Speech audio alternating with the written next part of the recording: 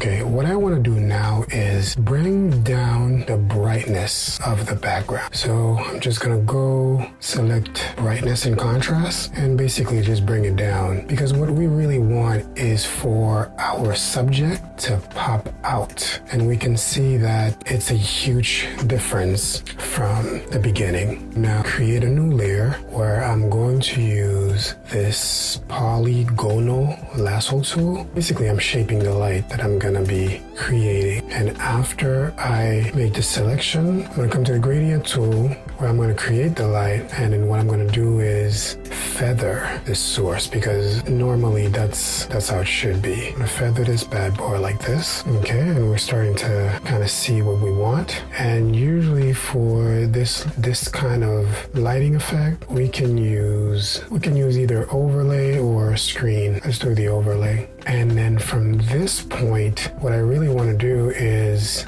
make this whole thing black and white, and also add a fade to the overall image. I can even add some texture to the background, and in order for me to do that, let's go ahead and pick this texture. Since the light is coming from here, we want to balance this whole image by adding some darkness, some contrast to this side. So for that, I'm going to use the curve adjustment layer. I will link it to the subject. I'll bring everything down, Command I to invert, and use the brush tool, bring the opacity down to maybe 20. And what I'm going to do right now, really paint so that, some type of dimension, since we have a light source coming from here. It's going to shape the light on her. And of course, after we do that, we want to bring the opacity all the way down and gradually go up to where we feel like we can dig it. Perfect.